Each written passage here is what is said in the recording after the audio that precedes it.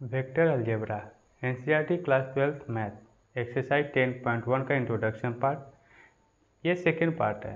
First part introduction में क्या बताया, आपके direction ratio, direction cosine, position vector के कॉन्सेप्ट को बताया। तो जो भी इसके पहले वाले पार्ट में बताया, एक्सरसाइज 10.1 में जितने भी क्वेश्चन हैं उसके कॉन्सेप्ट से तो कुछ नहीं है। जब इस पार्ट में आया तो देखिए टाइप्स ऑफ वेक्टर, तो जो भी क्वेश्चन है एक्सरसाइज 10.1 में इस कॉन्सेप्ट पे है, टाइप्स ऑफ वेक्टर पे। तो फिर माइंड में क्वेश्चन आएगा कि फिर उसका यूज क्या है। तो आने वाले एक्सरसाइज में डायरेक्शन रेशियो और डायरेक्शन कोसाइन का बहुत ज़्यादा यूज आने वाले हैं। तो उस पार्ट को स्किप मत करिएगा, अभी से पढ़ के कंप्लीट रहिएगा, पहले से रेडी रहिएगा, ठीक है। क्योंकि आने वाले पार्ट में सब को डिस्कस नहीं करूँगा, वो कॉन्सेप्ट रहेगा तभी आगे वाला कॉन्सेप्ट समझ में आएंगे। तो मैं आपको बस एडवाइस देता हूँ कि वो पार्ट को स्किप मत करिएगा, नहीं तो बहुत प्रॉब्लम होने वाले हैं फिर आपको वेक्टर अलजेब्रा में।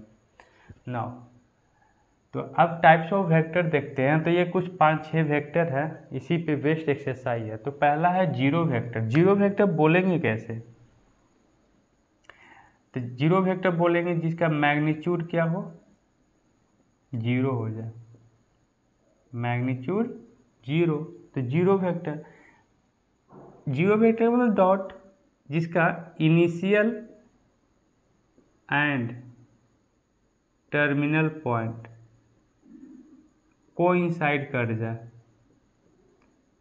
कोइंसाइड यानी स्टार्टिंग इनिशियल पॉइंट और टर्मिनल। जैसे कि एक मान लीजिए कि ये वेक्टर है, तो ये पॉइंट और टर्मिनल पॉइंट दोनों क्या हो जाए, कोइंसाइड कर जाए, तो ये क्या है, एक वेक्टर।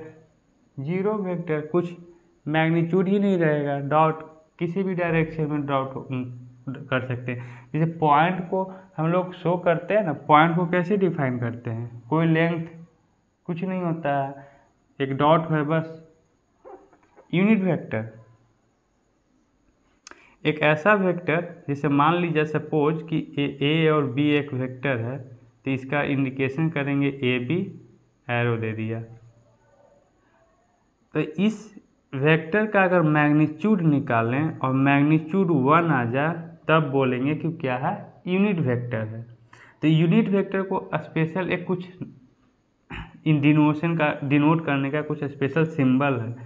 तो ए बी को अगर मान लीजिए कि ये लेंथ 1 यूनिट है, तो ए लिख के कैप दे दीजिए और उसका मैग्नीट्यूड, तो हम ऐसे भी लिख सकते हैं, ए कैप मैग्नीट्यूड कितना आना चाहिए, 1। क्या कहलाया, यूनिट वेक्टर। सिंपल, कोई ऐसा वेक्टर जिसका मैग्नीट्यूड क्या हो, 1 हो।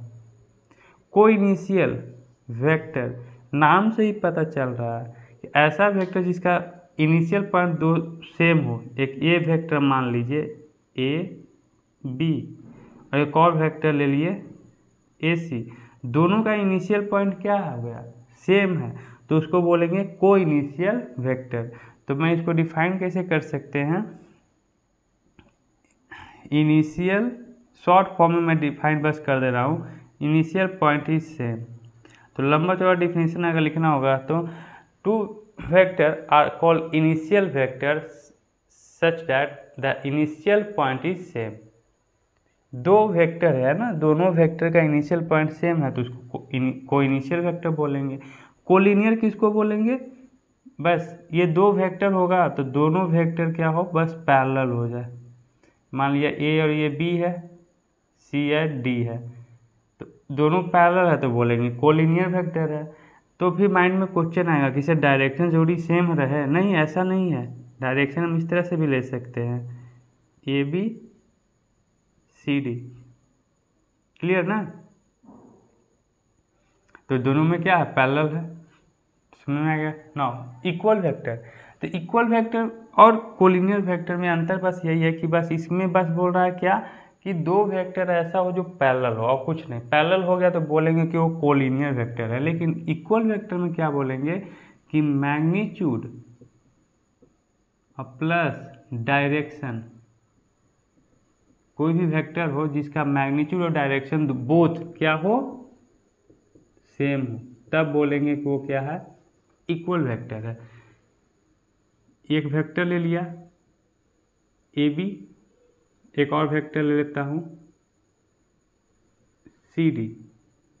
डायरेक्शन तो सेम है, मैग्नीट्यूड तो मान लिए कि 2 यूनिट का है, लेंथ दो ले लिया, तो मैग्नीट्यूड भी दोनों का सेम।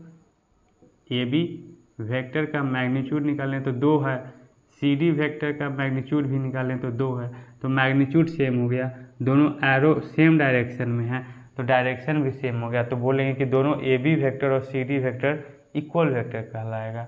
निगेटिव ऑफ वेक्टर में क्या होगा ना, मैग्नीट्यूड तो सेम रहेगा, magnitude same but opposite direction, direction opposite रहे तब बोलेंगे क्या है वो, निगेटिव ऑफ ए वेक्टर। मान लीजिए सपोज कि एक वेक्टर है ए बी, इस ए बी का निगेटिव वेक्टर फाइंड आउट करना है, तो ये एरो तो इस टाइप का है, एरो इस टाइप का कर दीजिए, नेमिंग दे देते हैं, मान लीजिए ए बी। तो A B vector equal to बोल सकते हैं बी ए वेक्टर, कब, लेकिन यहाँ माइनस लगा देना होगा। तो ए बी वेक्टर का ये क्या है, दोनों का मैग्नीट्यूड सेम मान लिया लेकिन डायरेक्शन तो अलग अलग है, तो डायरेक्शन अलग अलग है तो एक निगेटिव आ गया। ए बी वेक्टर का निगेटिव वेक्टर क्या है, माइनस बी ए वेक्टर। ये कॉन्सेप्ट के हेल्प से चलिए अब एक्सरसाइज 10.1 क्वेश्चन करते हैं। तो स्टार्टिंग में क्वेश्चन देखिएगा ना, तो कुछ फिजिक्स से रिलेटेड क्वेश्चन है, तो फिजिक्स से रिलेटेड क्वेश्चन है तो थोड़ा बहुत मैं डिस्कस कर देता हूँ।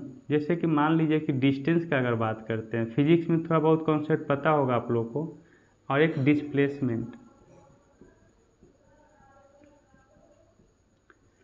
डिस्टेंस और डिस्प्लेसमेंट का अगर बात करें तो डिस्टेंस में क्या होता है, यूनिट मीटर किलोमीटर, कितना ट्रैवल करना है, 5 मीटर 10 मीटर किलोमीटर, यानी कि मैग्नीट्यूड का सिर्फ बात करेगा। तो डिस्टेंस स्केलर क्वांटिटी होता है, स्केलर क्वांटिटी, क्लियर ना।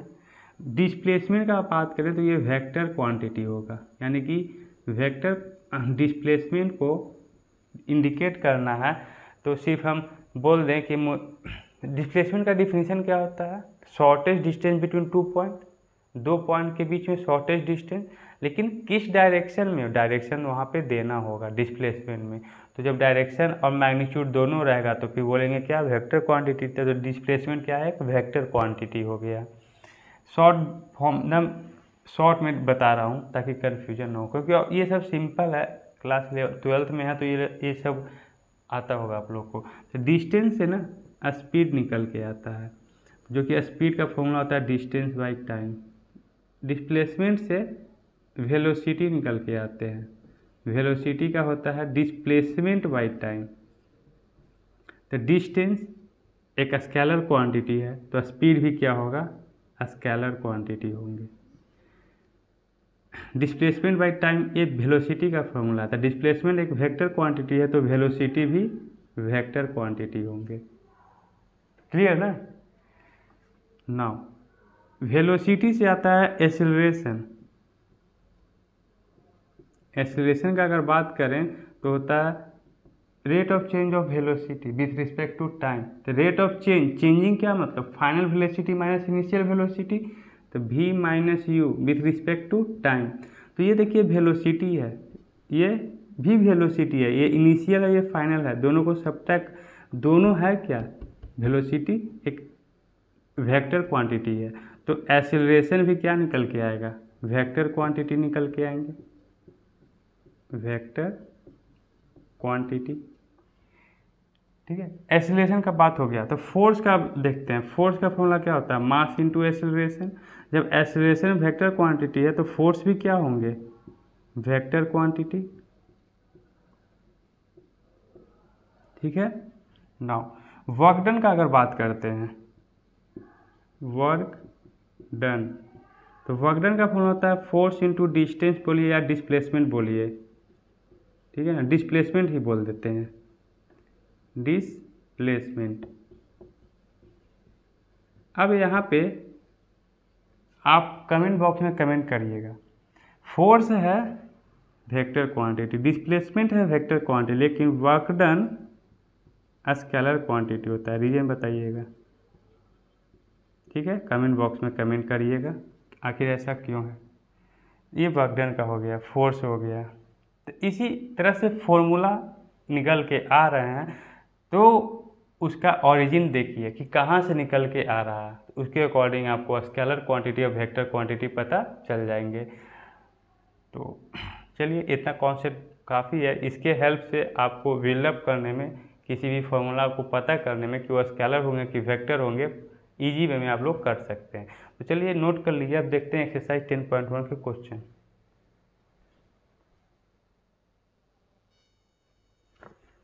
चलिए, जैसे क्वेश्चन नंबर फर्स्ट है एक्सरसाइज 10.1 का। क्वेश्चन 10.1 में बोल रहा है क्या कि रिप्रेजेंट ग्राफिकली हमको रिप्रेजेंट करना है displacement of 40 kilometre.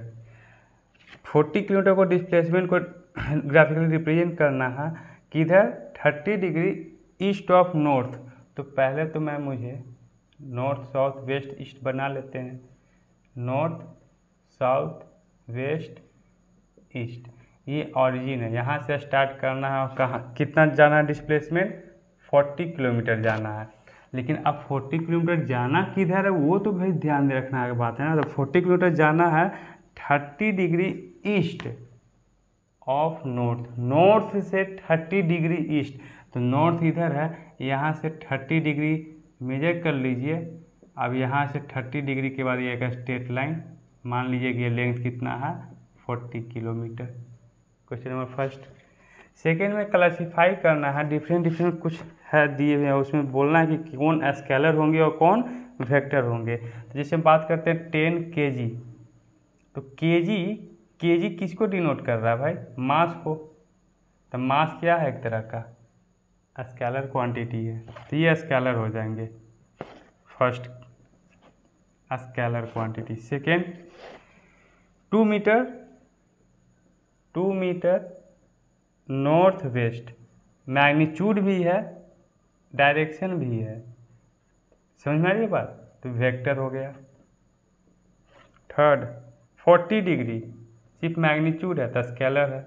Fourth 40 watt magnitude है ओनली, तो ये स्केलर क्वांटिटी है। 10 का पावर -19 कूलम, तो क्या है ये, सिर्फ मैग्नीट्यूड है तो ये स्केलर क्वांटिटी है। 6 20 मीटर पर सेकेंड स्क्वायर। तो अभी हम यहाँ पे बताए हैं आपको एसिलरेशन का यूनिट होता है मीटर पर सेकेंड स्क्वायर, पता होगा। तो यहाँ एसिलरेशन है बात कर रहा, तो एसिलरेशन है क्या है, वेक्टर क्वांटिटी है, तो ये वेक्टर हो गया। Question number second complete. Third में देखिए क्या कर रहा है, अगेन पूछ रहा है कि इसमें से क्लासीफाई करिए कि स्केलर क्वांटिटी है कि वेक्टर क्वांटिटी है। तो क्वेश्चन नंबर थर्ड का फर्स्ट में जो बोल रहा है टाइम पीरियड, तो टाइम पीरियड क्या है भाई, सिंपल तो पता ही है कि स्केलर क्वांटिटी है, बोलने की क्या बात है। डिस्टेंस बताइए, अब अभी तो बता चुका हूँ ना, डिस्टेंस स्केलर क्वांटिटी है। फोर्स क्या बताया, फोर्स वेक्टर क्वांटिटी है। तो इस तरह से सो ऑन कर लीजिएगा आप खुद से। फिर एक वर्क डन है, तो वर्क डन भी यहाँ पे बता ही चुका हूँ कि क्या है, वो स्केलर क्वांटिटी है। क्वेश्चन नंबर 4 से अब स्टार्ट होगा टाइप्स ऑफ वेक्टर का यूजेज। तो अब एक ग्राफ दिया हुआ है, तो ग्राफ हम यहाँ पे ड्रॉ कर लेते हैं। ये है, इधर दिया हुआ है एरो, इसका एरो ऐसे दिया हुआ है, नेक्स्ट एरो ऐसे दिया हुआ है। ये ए वेक्टर को रिप्रेजेंट कर रहा है, डी वेक्टर को रिप्रेजेंट किया, ये सी वेक्टर को रिप्रेजेंट किया और ये बी वेक्टर को रिप्रेजेंट किया। Identify the following vector. तो पहला कोइनिशियल वेक्टर अभी डिफाइन किया। कोइनिशियल वेक्टर में ऐसा दो वेक्टर जिसका स्टार्टिंग पॉइंट क्या हो, इनिशियल पॉइंट सेम हो। तो देखिए ये वेक्टर जो है और ये वेक्टर जो है, दोनों का इनिशियल पॉइंट क्या है, सेम है, और तो कुछ नहीं है ना। तो a vector and d vector first का आंसर। सेकेंड में इक्वल वेक्टर। इक्वल वेक्टर में बोला था क्या कि मैग्नीट्यूड और डायरेक्शन दोनों सेम हो। तो अब देखने से ही लग रहा है कि क्या है, ये एक स्क्वायर है। तो मैग्नीट्यूड तो अपोजिट साइड, अगर अपोजिट वेक्टर का बात करें तो इक्वल ही होगा। लेकिन यार देखिए डायरेक्शन, इसका डायरेक्शन इधर है, इसका भी डायरेक्शन इधर ही है। तो हम बोल सकते हैं कि डी और बी मैग्नीट्यूड भी इक्वल है और डायरेक्शन भी सेम है। ए का डायरेक्शन इधर है और डी सी का डायरेक्शन ये है, तो ये तो अपोजिट डायरेक्शन हो गया। तो सेकेंड इक्वल वेक्टर के लिए vector D and vector B. Third collinear but not equal. Collinear होना चाहिए लेकिन इक्वल नहीं होना चाहिए। कोलिनियर में बस बोला था कि आपको पैरेलल होना चाहिए, डायरेक्शन मैग्नीट्यूड कोई मैटर नहीं। तो देखिए ये और ये पैरेलल है ना, लेकिन बोल रहा है इक्वल नहीं होना चाहिए। तो ये डी और बी तो इक्वल का केस कह रहा है ना, तो सिर्फ ये और ये वाला आ जाएगा, vector A and vector C. अगर बोलता सिर्फ क्वेश्चन नंबर थर्ड में कि कोलिनियर वेक्टर कौन है, तो ये भी हो जाते हैं और ये दोनों वेक्टर भी कोलिनियर ही कहलाता है। लेकिन कंडीशन दे दिया है कि सिर्फ कोलिनियर बताइए, ना कि इक्वल वेक्टर बताइए। ये क्वेश्चन फोर्थ। क्वेश्चन 5 में बोल रहा है क्या,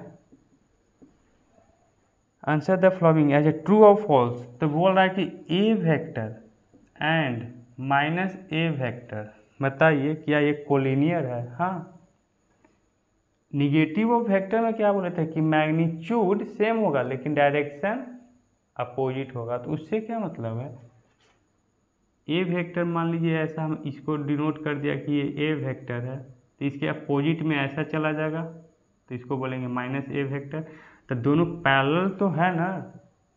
तो फर्स्ट का क्या बोल रहा है, ट्रू और फॉल्स में, तो फर्स्ट का ट्रू होंगे। सेकेंड, दो collinear vector are always equal in magnitude. बताइए, कोलिनियर वेक्टर में हम सिर्फ बताए हैं कि पैरेलल होना चाहिए, मैग्नीट्यूड के बारे में तो हम आपको बताया ही नहीं। बस पैरेलल हो जाए तो बोल देंगे कि वो कोलिनियर वेक्टर है। लेकिन क्वेश्चन सेकेंड में बोल रहा है कि जब दो कोलिनियर वेक्टर है तो क्या वो हमेशा उसका मैग्नीट्यूड सेम है। भाई मैग्नीट्यूड सेम को कोई मतलब ही है ना। तो ये क्या है, बोल रहा है कि नहीं हमेशा मैग्नीट्यूड। मान लीजिए कि ये दोनों कोलिनियर है, मतलब पैरेलल है, तो मे भी ये हो सकता है कि मैग्नीट्यूड सेम भी हो और सेम नहीं भी हो, कोई फर्क नहीं पड़ेगा, तब भी बोलेंगे कि कोलिनियर है। तो कोलिनियर होने के लिए जरूरी नहीं कि हमेशा मैग्नीट्यूड सेम हो, मैग्नीट्यूड सेम हो भी सकता है, नहीं भी हो सकता। लेकिन क्वेश्चन सेकेंड में बोल रहा है कि हमेशा मैग्नीट्यूड इक्वल होगा, तो ये फॉल्स बोल रहा है। Question number third, two vector having same magnitude are collinear. बताइए भाई, मैग्नीट्यूड सेम हो जाने से कोलिनियर हो जाएगा। मान लीजिए कि एक वेक्टर ले लिया ए और एक वेक्टर ऐसे ले लिया बी वेक्टर। सपोज मान लिया कि ए वेक्टर और बी वेक्टर दोनों का मैग्नीट्यूड सेम है, तो ऐसा बोल देने से कोलिनियर है। कोलिनियर में क्या होना चाहिए, पैरेलल। ये तो इंटरसेक्ट करने वाला है, तो थर्ड में false. Fourth, two collinear vector having same magnitude are equal. ऐसा दो कोलिनियर वेक्टर जिसका मैग्नीट्यूड क्या हो, सेम हो, तो क्या वो इक्वल वेक्टर हो जाएंगे। डू योर सेल्फ, ये सब सिंपल है यार, ठीक है ना। आप सोचिएगा कि सर ये लास्ट का छोड़ दिए। दो कोलिनियर वेक्टर है जिसका मैग्नीट्यूड सेम हो, ले लिया ना, मैग्नीट्यूड सेम है, क्या वो इक्वल होगा। इक्वल में क्या होता है, मैग्नीट्यूड और डायरेक्शन दोनों सेम होना चाहिए। इसी केस में बताइए ना कि हमें ऐसा दो वेक्टर बनाया तो जिसका मैग्नीट्यूड सेम है, लेकिन क्या डायरेक्शन सेम है, नहीं है। तो मैग्नीट्यूड हो क्या होना चाहिए, दो कोलिनियर वेक्टर भी होना चाहिए। अच्छा, कोलिनियर वेक्टर बोल रहा है तो क्वेश्चन थर्ड में क्या बोल रहा था कि दो ऐसा वेक्टर जिसका मैग्नीट्यूड सेम है तो अच्छा ठीक है, कोलिनियर में तो पैरेलल होना चाहिए। केस 4 का बता रहा हूँ। चलिए मान लीजिए कि वेक्टर ए है, वेक्टर बी है, दोनों पैरेलल है। कोलिनियर में मतलब क्या हुआ, पैरेलल होना चाहिए। पैरेलल तो ले लिया, collinear vector complete. Now having the same magnitude, मान लीजिए कि इसका मैग्नीट्यूड भी सेम है, ए वेक्टर का मैग्नीट्यूड, बी वेक्टर का मैग्नीट्यूड भी सेम ले लिया, तो क्या बोलेंगे कि ये इक्वल है। मैग्नीट्यूड सेम है तो डायरेक्शन भी सेम होना चाहिए। तो जरूरी थोड़ी हो है, मैं ऐसा भी तो लिख सकते हैं केस ए वेक्टर बी वेक्टर। तो अब बोलिएगा कि ये तो भाई पैरेलल है तो ये निगेटिव हो जाएगा, तो ठीक है ना, तो निगेटिव का मैग्नीट्यूड निकालिए, माइनस बी वेक्टर का मॉडुलस। मैग्नीट्यूड सेम है लेकिन डायरेक्शन अपोजिट। तो ज़रूरी नहीं है कि अगर कोई कोलिनियर वेक्टर है जिसका मैग्नीट्यूड सेम है तो वो इक्वल होगा ही होगा। इक्वल होने के लिए डायरेक्शन सेम होना चाहिए, लेकिन डायरेक्शन सेम हो भी सकता है, नहीं भी हो सकता है। तो क्वेश्चन में बोल रहा है कि हमेशा इक्वल होगा, नहीं होगा, फॉल्स। क्लियर। तो ये एक्सरसाइज 10.1 कंप्लीट हुआ। सिंपल था, मज़ा आया होगा। सिंपल क्वेश्चन बनाने में मज़ा आते ही है। आगे आगे देखिए, जितना एनर्जी होगा ना सब कुछ लगाना पड़ेगा आगे आने वाले एक्सरसाइज में। तो अच्छे से कमर कस लीजिएगा, एंजॉय करते रहिए। मिलेंगे नेक्स्ट वीडियो में। Thank you. और चैनल को सब्सक्राइब नहीं किए हैं तो please subscribe my channel. Thank you.